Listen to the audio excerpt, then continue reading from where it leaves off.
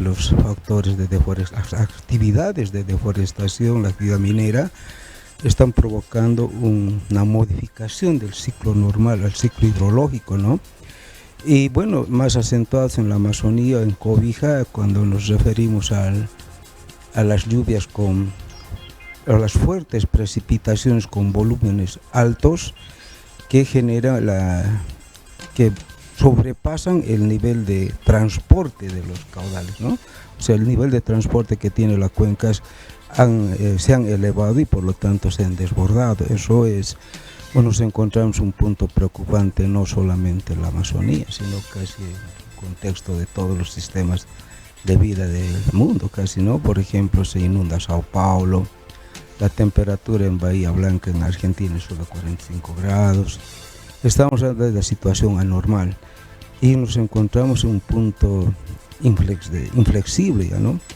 Entonces, por tanto, con respecto al arroyo Bahía, como te indicaba, estos cambios climáticos, los volúmenes altos de precipitación han alcanzado un récord que ha desbordado, que jamás se había visto. Por ejemplo, el arroyo Bahía sufrió una inundación del embalse de la cuenca del Acre, hoy no. Entonces ahí hemos podido ya verificar de que la situación de adaptabilidad todos no están respondiendo porque nos vemos preocupados que afecta a una especie de asentamientos humanos, etcétera, ¿no? Por supuesto. Hablando del tema que, bueno, quisiéramos también despejar esta información, licenciado, como un análisis y ahora también aprovechando la visita como biólogo, respecto al asentamiento también del arroyo Bahía, ¿de qué manera estaría afectando a esta situación que obviamente se ha debatido mucho, ¿no?, estas últimas semanas? Bueno, con respecto a la cuenca o la microcuenca del arroyo Bahía, que nosotros como unidad de medio ambiente o el gobierno municipal ha planteado una alternativa a futuro del 2030 de que Cobija no sufra en el futuro el abastecimiento de agua. Por tanto, no vamos a culpar que son ellos los culpables, ¿no? Desde que ha sido área protegida sí están de una manera irregular, ilegal, pero la deforestación que se ha realizado hace años ya, ¿no?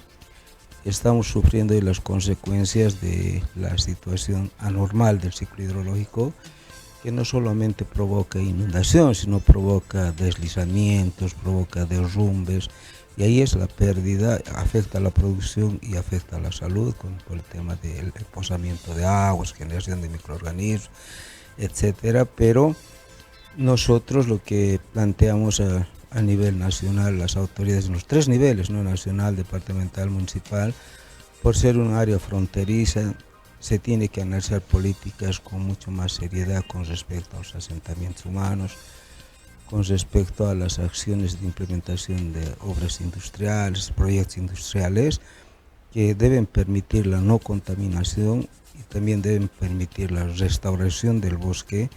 Estamos hablando en términos estrictamente de que la sociedad no sufre esta serie de desgracias, ¿no?, como se puede llamar. Tanto sequía e inundación es lo que normalmente está ocurriendo, por decirte, llueve fuerte y sequías largas. Nosotros hemos sido los que hemos contribuido a eso, porque si hablamos del 2024, el año con mayor pérdida de biodiversidad, quemó el Beni, quemó Santa Cruz, quemó Pando, quemó Cobija. Entonces, no podemos decir que no estamos contribuyendo a estos desastres. Están los números, la tasa alta de deforestación.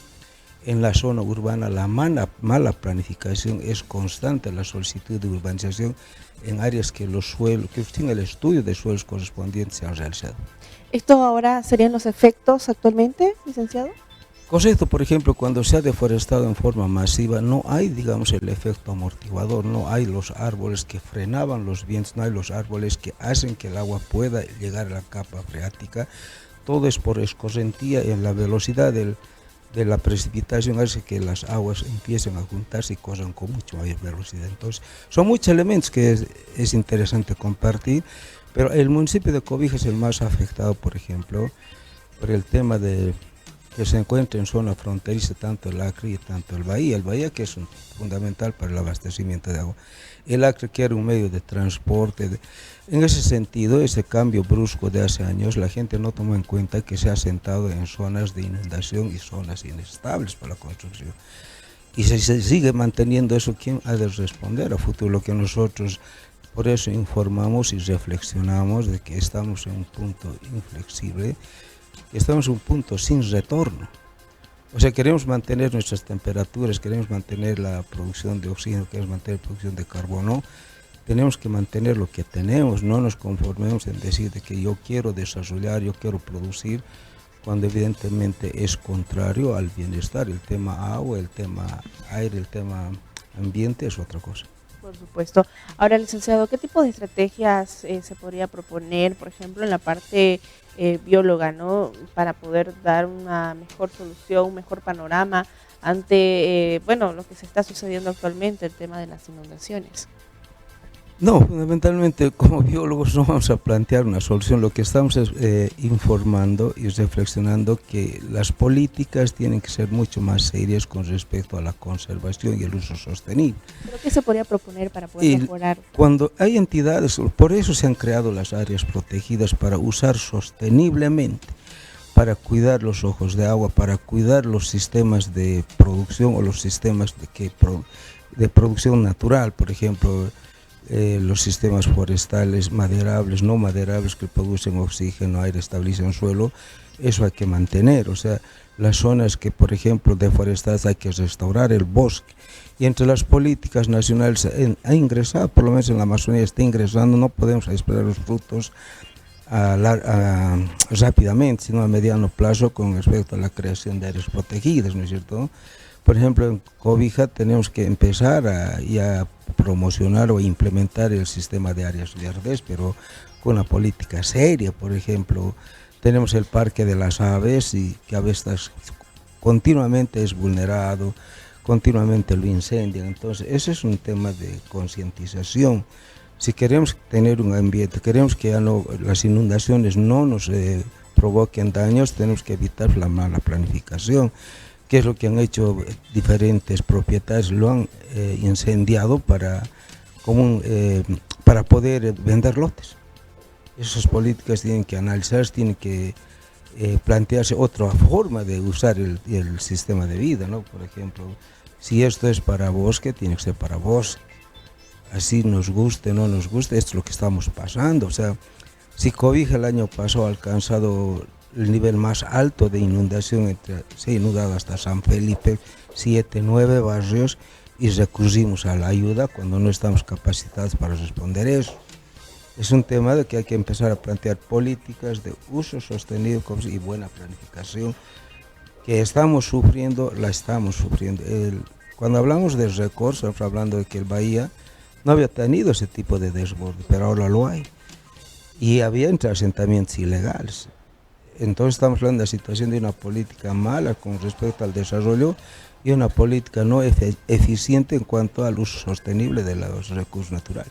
¿Esto afecta al tema de los asentamientos también, licenciado? ¿De qué manera afecta? Por ejemplo, cuando los asentamientos se dan en forma ilegal, por ejemplo, no tienen una planificación, o sea, se asientan, digamos, al borde ni siquiera entienden, digamos, lo que es una política de aguas internacionales. No respetan el tema de la ley que dice que las cuencas, de acuerdo a la pendiente, deben estar 50 o 100 metros. No se puede construir al borde del río, o al borde de la cuenca, microcuenca. Entonces hay muchos elementos que se han vulnerado. En ese sentido es de que, por eso hablamos, no hay una planificación de desarrollo seria con respecto a la urbanización, y no hay una política seria de uso sostenible. Por ejemplo, si yo tengo un bosque de castaña, que es lo más simple, lo tumban los árboles para hacer casas. Entonces ese es un tema que ya no estamos en una época donde el ciclo hidrológico era regular. Por decirte, las lluvias entre el mes de octubre a febrero eran regularmente, llovía todos los días, pero no en las intensidades o las acciones bruscas que se dan. Llueve de forma muy frecuente o con mucha intensidad. O las sequías son mucho más largas. estamos entonces en esa situación que debemos asumirlo, ya no podemos ignorar. Bueno, bien, licenciado, ¿qué tipo de consejos también nos puede dar, bueno, a todos nosotros, tanto también las personas que nos están viendo, para poder mejorar también el cuidado ambiental, para poder prevenir también este tipo de situaciones que ya, si bien ya lo estamos enfrentando? Y bueno, la prensa, evidentemente, a través de este espacio nosotros tratamos de informar y reflexionar. Quienes deberían estar acá discutiendo, debatiendo, son los entes científicos.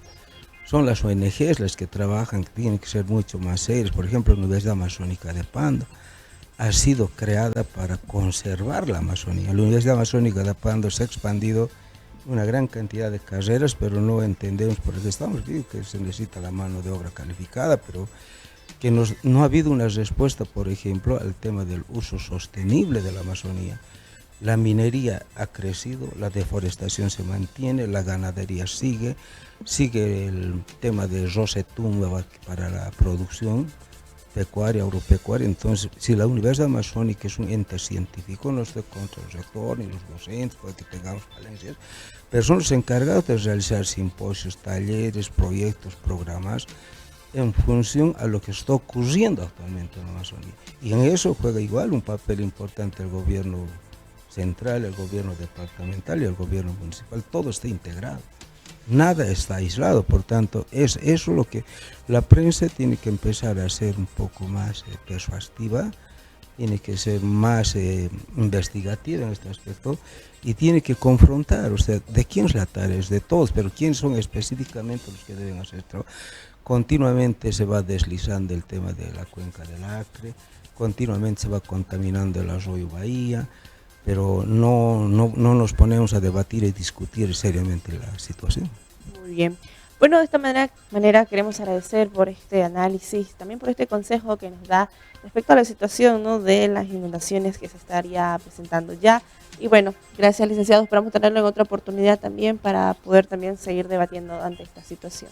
No, nosotros muy agradecidos, es un tema preocupante porque ni los niveles científicos ya ha rebasado, digamos, a los sistemas de monitoreo, de predecir. Por ejemplo, se dice va a llover y no llueve, se dice no va a llover y llueve, ¿no? Entonces es un caso estrictamente serio y complejo.